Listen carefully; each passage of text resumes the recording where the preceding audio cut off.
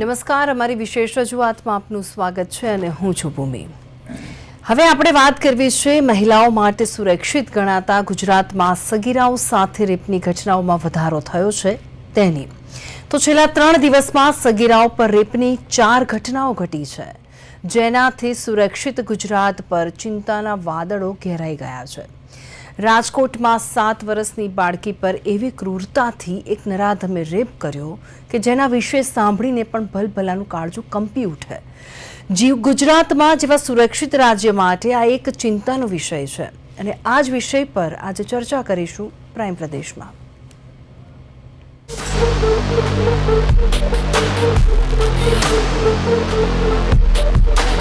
દિલ્હીના નિર્ભયા કાંડ જેવી જ એક ઘટના ગુજરાતના રાજકોટ જિલ્લામાં 7 વર્ષની એક માસૂમ દીકરી સાથે ઘટી છે। આટકોટમાં એક નરાધમે 7 વર્ષની બાળકી પર દુષ્કર્મનો પ્રયાસ કર્યો। આ માસૂમ બાળકીના ગુપ્તાંગમાં લોખંડનો સળિયો ઘુસાડીને આ દીકરીને ઈજા પહોંચાડી। ખેતરમાં બાળકો રમી રહ્યા હતા ત્યારે નજીકના ખેતરમાં કામ કરતા શખ્સે બાળકીને ચોકલેટ આપવાની લાલચ આપી નજીક બોલાવી, શારીરિક અડપલા કર્યા અને બાદમાં દુષ્કર્મનો પ્રયાસ અને ગુપ્તાંગમાં લોખંડનો સળિયો ઘુસાડી ઈજા પહોંચાડી હતી। ઈજાગ્રસ્ત બાળકીએ પરિવારને જાણ કરી ત્યારે સમગ્ર મામલો પોલીસ મથક સુધી પહોંચ્યો અને બાળકીને રાજકોટની જનાના હોસ્પિટલમાં સારવાર માટે ખસેડવામાં આવી હતી। રાજકોટ રૂરલ પોલીસે ગણતરીના કલાકોમાં જ આરોપીને ઝડપી લીધો હતો। આરોપીએ પોતાને ભાગી જવાના ઈરાદે પોલીસ પર ધારિયા વડે હુમલો કર્યો હતો। આરોપી અંધારાનો લાભ લઈને ફરાર ન થાય તે માટે પોલીસે સ્વબચાવ માટે આરોપી પર 2 રાઉન્ડ ફાયરિંગ કર્યું। પોલીસ ફાયરિંગમાં આરોપીને પગે ઈજા પહોંચી હતી। આ સિવાય તાજેતરમાં ગુજરાતમાં અનેક જગ્યાઓ પરથી સગીરાઓ પર દુષ્કર્મના કિસ્સાઓ સામે આવ્યા છે। ઊંઝામાં 17 વર્ષીય સગીરા સાથે રેપ થયો અને તેણીનું મૃત્યુ થયું હતું। આ સિવાય ખંભાતના વત્રા ગામે એક યુવકે સગીરા સાથે મિત્રતા કેળવીને તેની પર દુષ્કર્મ આચર્યું। બોટાદના તરઘરા ગામના 70 વર્ષીય વૃદ્ધે 14 વર્ષીય સગીરા પર વારંવાર દુષ્કર્મ આચર્યું। સગીરાને દુખાવો પડતા હોસ્પિટલ ખસેડવામાં આવી હતી, જ્યાં સગીરાએ બાળકને જન્મ આપ્યો હતો। સુરેન્દ્રનગરના પાટડી દસાડામાં એક યુવકે સગીરા પર દુષ્કર્મ આચર્યું હતું, તો જસદણમાં એક યુવકે સગીરાને લગ્નની લાલચ આપી પ્રેમજાળમાં ફસાવી વારંવાર દુષ્કર્મ આચર્યું। આ તમામ ઘટનાઓએ રાજ્યમાં સગીરાઓની સુરક્ષાને લઈને અનેક સવાલો ઊભા કર્યા છે। આ તરફ મહેસાણા જિલ્લામાં સગીર વયની દીકરીઓના ગર્ભવતી થવાના ચોંકાવનારા આંકડા સામે આવ્યા છે, જે સમાજ માટે ગંભીર ચિંતાનો વિષય બન્યો છે। આરોગ્ય વિભાગના રિપોર્ટ અનુસાર એપ્રિલ 2025થી ડિસેમ્બર 2025 સુધીના સમયગાળામાં એટલે કે 9 મહિનામાં કુલ 341 સગીર દીકરીઓ ગર્ભવતી હોવાનું નોંધાયું। હવે આ તમામ દીકરીઓના લગ્ન થયા છે કે નહીં એ તપાસનો વિષય છે। આ અંગે ફરજ પરના અધિકારીઓ તપાસ કરી રહ્યા છે। મહેસાણા જિલ્લાની તમને વાત કરું તો ટોટલ આપણી 14 વર્ષની 2 છે, 15 વર્ષની 34 છે, 16 વર્ષની 76 છે અને 17 વર્ષની 229 છે। એમ ટોટલ આખા જિલ્લાની 341 બહેનો જે છે એ આ રીતે ટીનેજ પ્રેગ્નન્સી તરીકે અત્યારે ગર્ભ ધારણ કરેલી છે અને અમારા ટેકોના પોર્ટલમાં નોંધાયેલી છે। તો એમની સેવાઓ આરોગ્ય દ્વારા કર્મચારીઓ દ્વારા એમને વારંવાર મુલાકાત કરી અને એમનું વજન કોટો ઘરે લઈ જઈને ચેક કરવામાં આવે છે। એમને પૂછવામાં આવે છે કે ભાઈ તમારું ન્યુટ્રિશન શું છે, આહાર તમે શું લો છો। આવનાર બાળકનું વજન 2.5 કિલોથી ઓછું હોય તો લો બર્થમાં આવશે, તો માતાનું વજન કમસે કમ 40 કિલોથી ઓછું હોય તો એ આમાં હાઈ રિસ્કમાં આવે, તો એ પણ એમને સમજાવવામાં આવે છે અને એમને ન્યુટ્રિશન કિટ પણ આપવામાં આવે છે। તો મારે સરકારશ્રીને અને મુખ્યમંત્રીશ્રીને ગૃહમંત્રીની વિનંતી છે કે આ 341 દીકરીઓ જો ખાલી મહેસાણા જિલ્લાની અંદર 13 થી 17 વર્ષની સગર્ભા થઈ હોય, જે બાળ વિવાહ કરેલા હોય, તો આખા ગુજરાતની અંદર ખરેખર ન્યાયી તપાસ કરવામાં આવે તો કેટલા આવા બાળ વિવાહ થયેલા હોય, કેટલી દીકરીઓ ગર્ભવતી હોય। જો એક જિલ્લામાં 341 હોય તો તો મારા મુખ્યમંત્રી અને ગૃહમંત્રીને વિનંતી છે કે આ કેસની અંદર જેટલા પણ બાળ વિવાહ થયા હોય, એમના સાસુ સસરા હોય, એમના પિતા હોય કે ડોક્ટર હોય કે જવાબદાર જેટલા પણ લોકો હોય, એમના ઉપર પોસ્કોની કલમ લગાવી અને કડકમાં કડક સજા થાય એવી ફોજદારી ફરિયાદ કરવી જોઈએ અને કડકમાં કડક સજા કરવી જોઈએ, એવો મેં આજ મુખ્યમંત્રીશ્રીને લેટર લખવામાં આવ્યું છે. ટૂંકમાં કહીએ તો ગુજરાત રાજ્યમાં સગીરાઓ સાથે જે રીતે રેપની ઘટનાઓ વધી રહી છે તે એક ચિંતાનો વિષય છે. છેલ્લા કેટલાક દિવસોમાં સગીરાઓ સાથે થયેલા શારીરિક અત્યાચારની જે ઘટનાઓ સામે આવી રહી છે, જેને લઈને ગુજરાતમાં હવે મહિલાઓની સુરક્ષાને લઈને અનેક પ્રશ્નો ઊભા થયા છે. યક્ષ પ્રશ્ન એ છે કે આખરે ક્યારે આ સિલસિલો અટકશે અને ગુજરાત મહિલાઓ, દીકરીઓ, બહેનો માટે પહેલા જેવું સુરક્ષિત રાજ્ય ક્યારે બનશે? બ્યુરો રિપોર્ટ, પ્રદેશ 24 ગુજરાતી.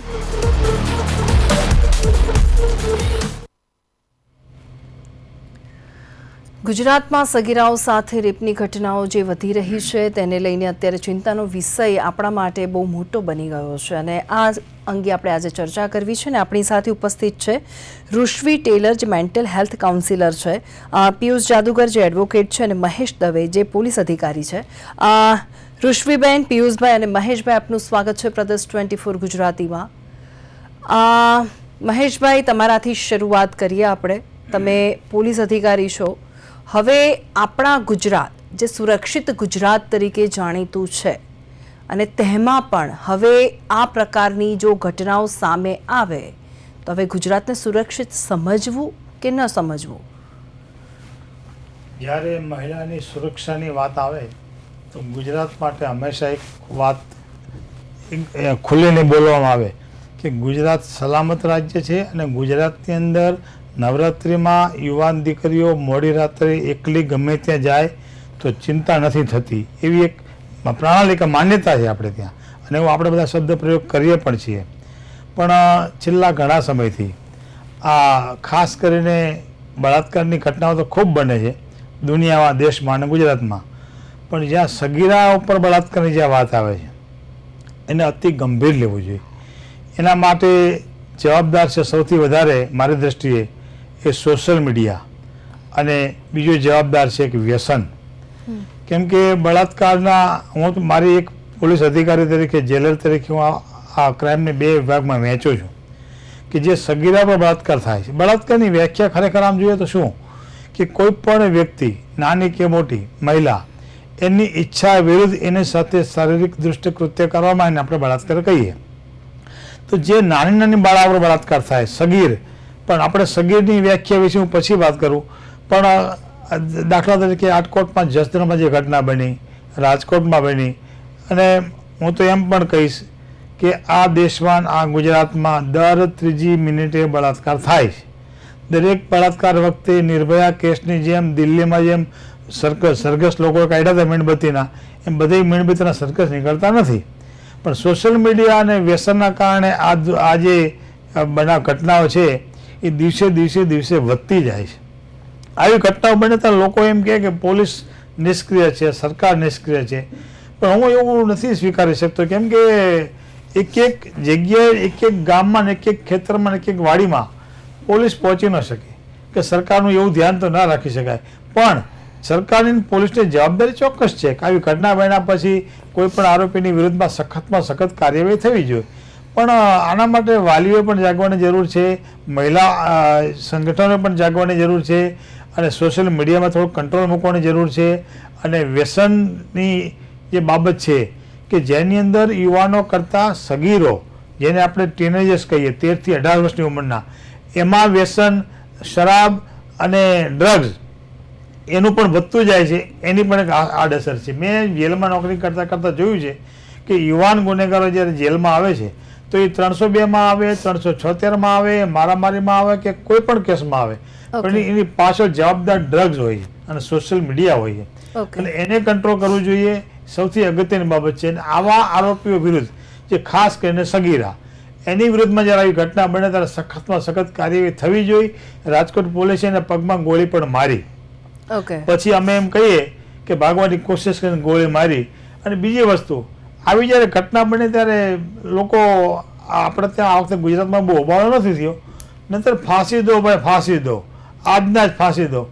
પણ 1988 એટલે મનીષભાઈ આપણે પ્રોબ્લેમ ત્યાં જ છે કે જ્યાં સુધી તમે સરઘસ ના કાઢો અથવા તો મીણબત્તી લઈને રસ્તા પર ના ઉતરો ને ત્યાં સુધી આઈડિયા કોઈને નહીં આવે, અથવા તો જે આપણને જેને વીત્યું છે તેને જ ખબર પડે આ વસ્તુ. એટલે કહેવાનો મિનિંગ મારું એ જ છે કે સરઘસ કાઢશો તો જ એ જે આખી વાત છે તે બધા સમક્ષ આવશે, બધા તેને ફોલો કરતા થશે, અથવા તો પછી તે શું કહેવા માંગે છે તેની તે વાત મૂકશે. મારે એ જ કહેવું છે કે નિર્ભયા કેસ બન્યો અને આખા દેશમાં હોબાળો થયો તો નિર્ભયા કેસના આરોપીઓને ફાંસીએ લટકાવી દીધા.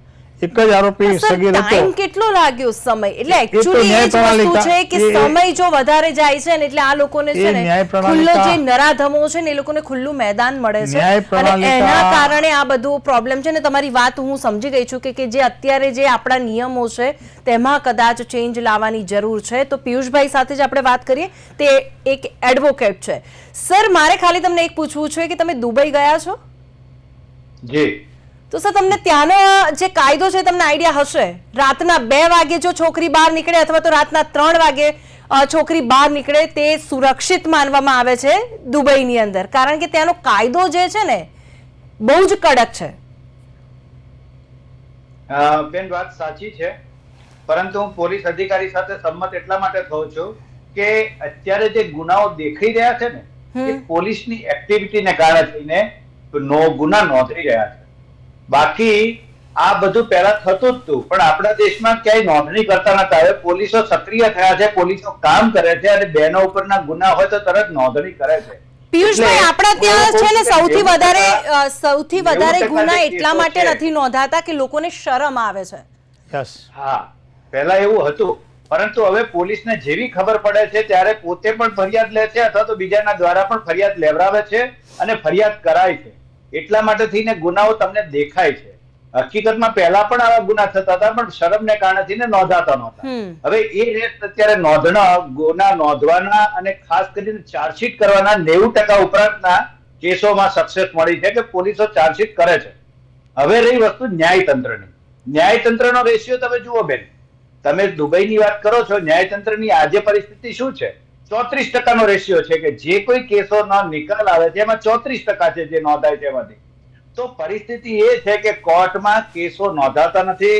ઘણી વાર તો એવું જોવામાં આવે છે કે ભાઈ તમે એક જ ગામના છો, તમે એક જ સમાજના છો, સમાધાન કરો, મુદતો આપો, પછી પૂરું કરવામાં આવે છે. તો વસ્તુ એ છે કે કોર્ટો પણ બને ત્યાં સુધી સમાધાન કરવાના મૂડમાં હોય છે. અને એમાં પણ જો સર પૈસા વાળાનો નબીરો હોય ને તો એ ખાલી પૈસા આપીને છૂટી જાય છે. એક્ઝેક્ટલી. આમ જોવા જાવ તો તમને જામીન મળવાના એમાં હક નથી, જામીન મળતા પણ નથી, પરંતુ છતાં જામીન લઈ આવે છે. તો પરિસ્થિતિ એ છે કે આપણા દેશમાં જે જો અને તોની વચ્ચે જે શક્યતાઓ છે એ શક્યતાઓનો લાભ લઈને, કાયદાની છટકબારીનો લાભ લઈને આ લોકોને જામીન પણ મળી જાય છે અને જામીન મળ્યા પછી એ વિક્ટીમને, એના ઘરનાને, સગાઓને દબડાવે છે. અને ઘણી વાર તો એમ જ કહે છે કે ભાઈ હું અને આપણે બંને એક જ સંબંધના છીએ, એક જ જ્ઞાતિના છીએ, એક જ દેશના છીએ અથવા તો એક જ ગામના છીએ, તો હવે પૂરું કરો. અરે ઘણી વાર તો હજી હમણાં સુધી એવી વાત ચાલતી હતી કે જે છોકરી પર રેપ થયો એ છોકરીને પેલા છોકરા સાથે, રેપિસ્ટ સાથે પરણાવી દેવામાં આવતી હતી. ત્યારે પરિસ્થિતિ કેટલી હદે ખરાબ હતી એની કરતા અત્યારે કમસે કમ સજા થઈ શકે છે. એટલે હું એટલો પોઝિટિવ છું કે ભાઈ ચલો થાય છે. હવે વસ્તુ એ છે કે જજોમાં કાર્યનું ભારણ એટલું બધું છે અને જજો કોઈ સ્પેશિયલ કોર્ટો નથી. આજે એવું છે કે સિવિલ કેસ ચલાવે ત્યારે એ સિવિલ કોર્ટ કહેવાય, સેશન્સ કેસ ચલાવે ત્યારે સેશન્સ કેસ કહેવાય, એટ્રોસિટીનો કેસ ચલાવે ત્યારે એટ્રોસિટી કોર્ટ કહેવાય, અને એની એ જ કોર્ટ જ્યારે પોક્સોનો કેસ ચલાવે ત્યારે પોક્સો કોર્ટ કહેવાય છે. તો આમાં એની પાસે સમય ક્યાં રહે છે કોર્ટને કેસ જોવાનો કે એને હુકમ કરવાનો? તો આ સંજોગોમાં ડિલે થાય છે. ખરેખર તો 18 વર્ષથી નીચેની કોઈ પણ છોકરી હોય એની સાથે અડપલું થાય કે જાતિ સંપર્ક કરવામાં આવે કે રેપનો પ્રયત્ન કરવામાં આવે કે રેપ કરવામાં આવે કે ગેંગ રેપ કરવામાં આવે, આ તમામ કેસો એ પોક્સો અંદર થાય છે અને એ સજાને પાત્ર છે કે જેમાં 3 વર્ષથી લઈને આજીવન કેદની સજા પણ થઈ શકે છે અને જરૂર પડે અને ફાંસી પણ આપવાનો પ્રાવધાન આ કાયદામાં છે. ઋષવીબેન, હું એઝ એક લેડી તરીકે તમને ક્વેશ્ચન કરું છું કે લિફ્ટમાં બેસતા કેટલું તમને આમ ઘણીવાર બીક લાગે કે જ્યારે તમારી સાથે કોઈ એક એવો પુરુષ તમારી જોડે લિફ્ટમાં આવતો હોય તે વખતની ફિલિંગ તમારી કેવી હોય? કારણ કે આ જે સવાલ મારો છે ને એ અત્યારે જેટલી પણ લેડીઝ હશે તેના માટે આ મોટો સવાલ છે. રસ્તા પર મારો અવાજ આવે છે ને? યસ, તમારો અવાજ આવે છે. હા, રસ્તા પર લિફ્ટમાં કોઈ બંધિયાર જગ્યાએ સ્ત્રીને જ્યારે એકલા, કોઈ પણ સ્ત્રીને એને જ્યારે એકલા રહેવું પડે છે, એની આજુબાજુમાં કોઈ પ્રોટેક્શન નથી હોતું, ત્યારે એને ખૂબ જ ડરીને રહેવું પડે છે. કારણ કે આસપાસમાં એવા પુરુષો હોય છે કે જેનાથી એ અસુરક્ષિત મહેસૂસ કરે છે.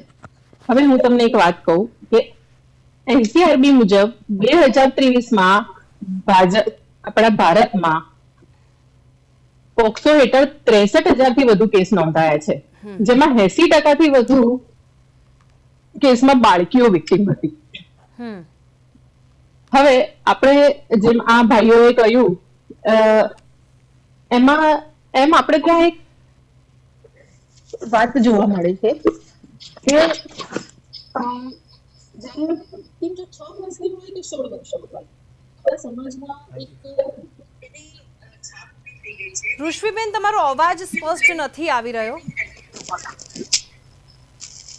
જેના લીધે શું થાય છે કે એ સગીરા બહાર આવતી નથી કે મારી સાથે શું બની રહ્યું છે કે શું બની રહ્યું છે એ કહેવા માટે બહાર આવતી નથી. પરિવાર તરફથી પણ એને કોઈ સપોર્ટ મળતો નથી, કારણ કે ઇજ્જત અને શરમનો એક પ્રશ્ન આવીને ઉભો રહી જાય છે. ઓકે, શરમ અને જે કોઈ તેને એક્સેપ્ટ કરશે કે નહીં, આ બે અત્યારે જે સવાલો છે તેના કારણે પણ કદાચ જે અત્યારે આપણી જોડે આખો જે મુદ્દો છે તેનું કારણ એ હોઈ શકે.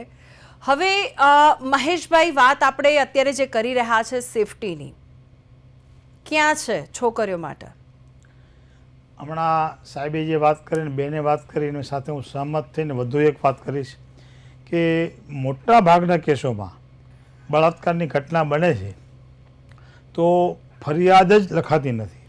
પોલીસ સ્ટેશન સુધી લોકો જવા તૈયાર નથી, છોકરી બદનામ થવાના ડરથી.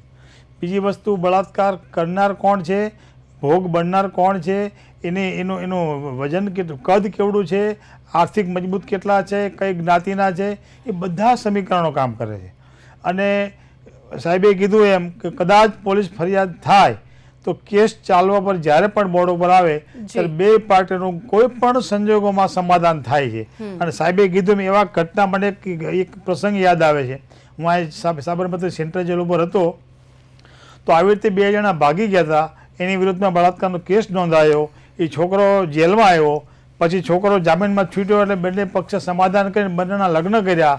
લગ્ન કરીને સાથે 2 જણા 2 વર્ષ રહ્યા અને પછી કેસ જ્યારે સેશન કોર્ટમાં ચાલ્યો ત્યારે આને સેશન કોર્ટ 2 વર્ષની સજા કરી. અને ત્યારે કોર્ટમાં વકીલે એફિડેવિટ કર્યું કે ભાઈ અમારા તો લગ્ન થઈ ગયા છે.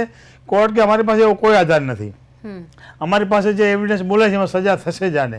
એટલે પતિ બન્યા પછી પણ જેલમાં આવ્યો અને એની પત્ની એને મુલાકાતે આવતી હતી, જેને ફરિયાદી હતી, અને પછી હાઈકોર્ટમાં કંઈ છૂટી ગયા. પણ આપણે ત્યાં સમાધાનની ફોર્મ્યુલા છે ને જે એ આખા કેસને ખોરવી નાખે છે. સરકાર, પોલીસ, બંધ કરી દે છે. સામાજિક ડર કે હવે શું થશે, પેપરમાં આવશે ને હોબાળો થશે, લગ્ન નહીં થઈ શકે. ઋષિબેન, સામાજિક જે વાત આપણે કરવાની છે, હવે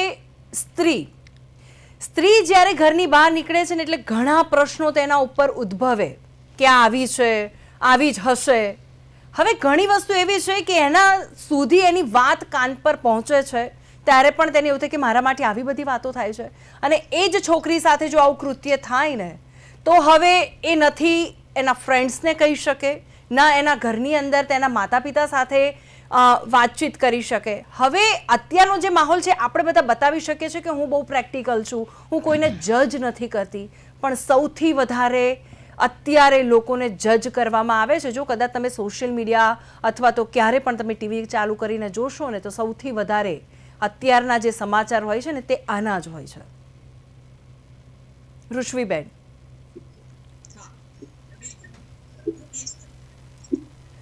ઋષવીબેન તમારો અવાજ મને બિલકુલ નથી આવી રહ્યો.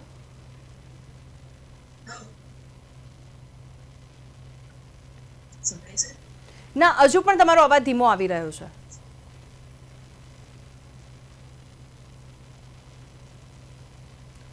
ઓકે, હવે બોલવાનો પ્રયત્ન કરશો આપ.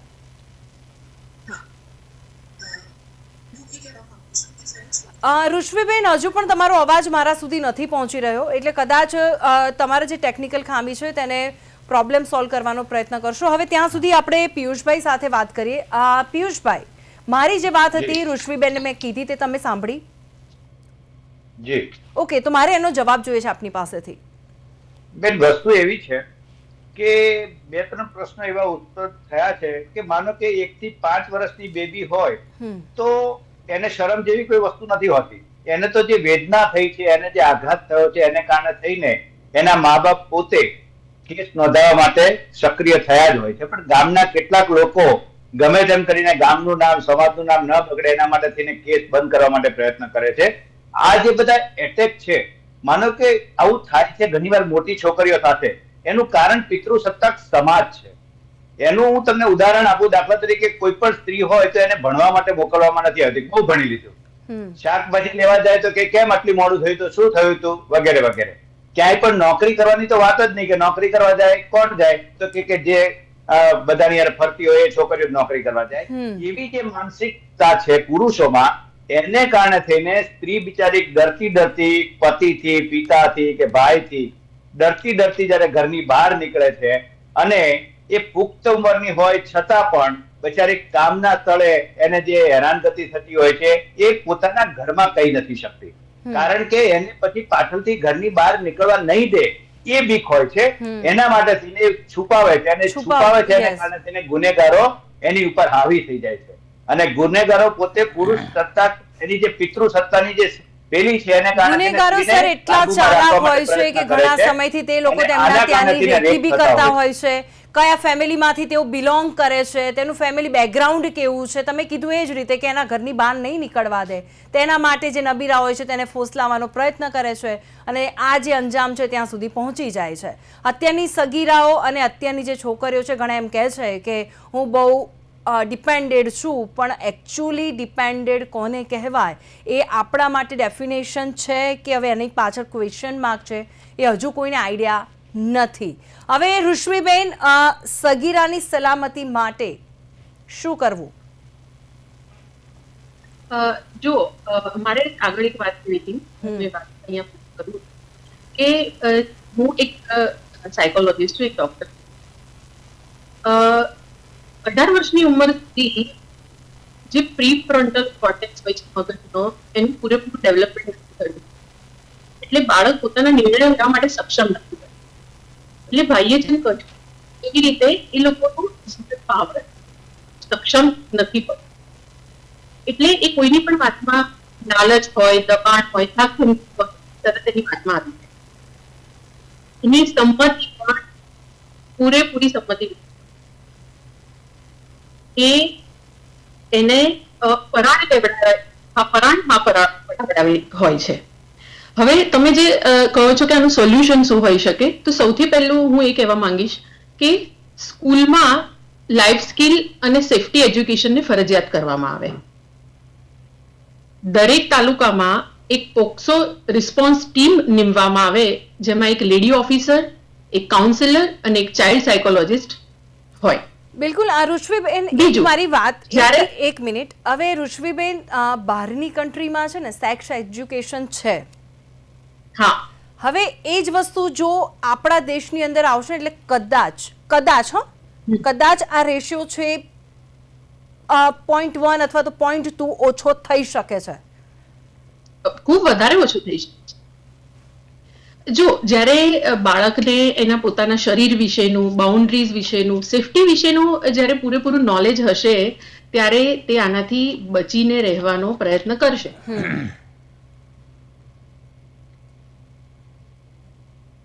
ઓકે, હવે આપણે પિયુષભાઈ સાથે વાત કરીએ. હવે સૌથી ઇમ્પોર્ટન્ટ અને સૌથી છેલ્લો પ્રશ્ન આપને છે પિયુષભાઈ, કાયદો જે છે સમય જેટલો લાગે છે, હવે સમય જેટલો લાગે છે ને તેના કારણે જે નરાધમો હોય છે ને તે લોકોને સમયની ખબર પડી ગઈ છે કે હવે આપણી જે 6-7 વર્ષ કે 10 વર્ષ તો એ લોકો તો જીવવાના જ છે, ફાંસી થવાની છે કે હવે બીજું કોઈ પણ સજા ફટકારવામાં આવશે તે લોકોને આઈડિયા છે જ, પણ 10 વર્ષ તો એમને જીવવા માટેનો અધિકાર મળી ગયો છે.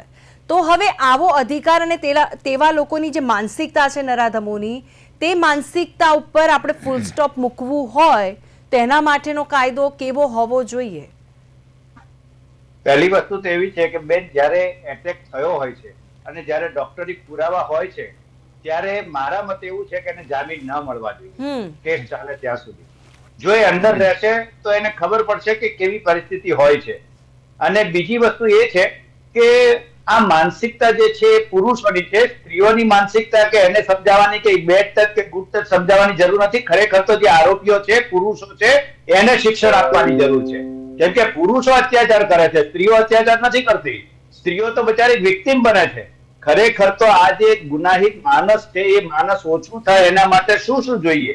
એના માટે થઈને પુરુષોને એજ્યુકેશન આપવું જોઈએ કે તમે આવું કરશો તો તમારી સામે સજા થઈ શકે છે. તમે આવા કોઈ પણ નાના ગુના હોય તો એના માટે પણ મા બાપે સમજાવવું પડશે.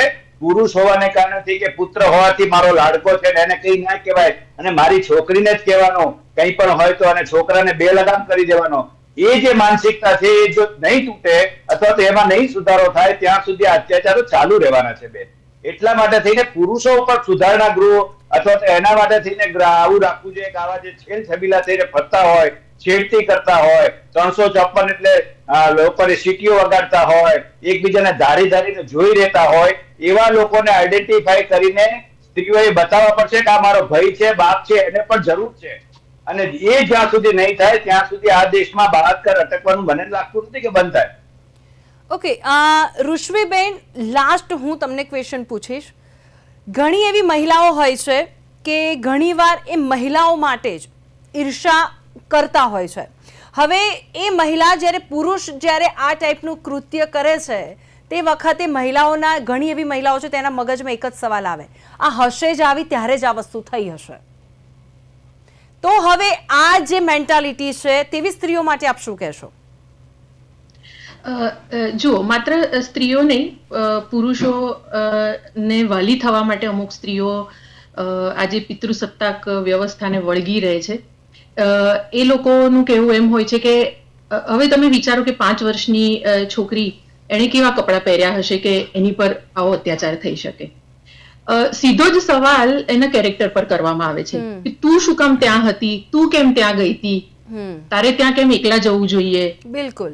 એટલે આ સીધું એના કેરેક્ટર પર સવાલ જ્યારે થાય છે ત્યારે સગીરા પછી પોતે બિચારી ચૂપ થઈને બેસી જાય છે.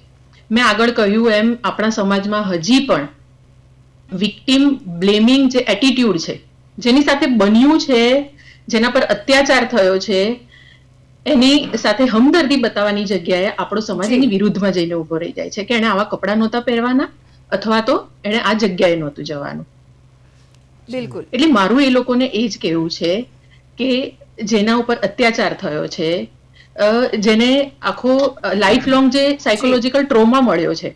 હવે આવી જે છોકરીઓ છે, જે હમણાં તમે કહ્યું એમ મહેસાણા જિલ્લામાં 341 છોકરીઓ, જે ટીનેજ છોકરીઓ છે પ્રેગ્નન્ટ મળી છે. જે હવે આ જે ગર્ભાવસ્થા, આ ઉંમરની ગર્ભાવસ્થા છે એ સમાજ માટે કેટલી ખતરનાક સાબિત થઈ શકે છે એ આપણને અત્યારે હાલમાં ખબર નહીં પડે. બિલકુલ બિલકુલ.